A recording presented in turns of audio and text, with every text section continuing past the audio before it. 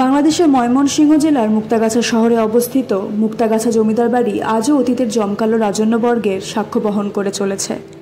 ঊনবিংশ শতাব্দীর গোড়ার দিকে নির্মিত এই প্রাসাদটি ছিল বঙ্গদেশের অন্যতম প্রভাবশালী জমিদার পরিবারের আবাসস্থল। 16টি পরগনার ওপর শাসন চালাতো এই জমিদার পরিবার, যাদের অন্যতম ছিলেন রাজা শশীকান্ত আচার্য চৌধুরী। তিনি শুধু জমিদারই ছিলেন না, ছিলেন শিল্প, সংস্কৃতি এবং শিক্ষার অন্যতম পৃষ্ঠপোষক। এই বাড়িতে প্রায় 300 কক্ষ রয়েছে, যেখানে একসময় রাজকীয় জীবনযাত্রার নিদর্শন ছড়িয়েছিল প্রতিটি কোণায়। ব্রিটিশ আমলে কলকাতার সঙ্গে নিয়মিত যোগাযোগ এবং নানান উৎসবে মহারাজাদের রাজকীয় আয়োজনে মুখর হয়ে উঠত এই অট্টালিকা।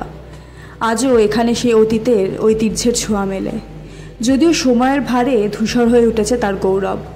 তবুও ইতিহাসপ্রেমী ও পর্যটকদের কাছে মুক্তাগাছা জমিদার বাড়ি এক অমূল্য সম্পদ, যা বাংলাদেশের সাংস্কৃতিক ঐতিহ্যের গুরুত্বপূর্ণ অধ্যায় হিসাবে গণ্য হয়।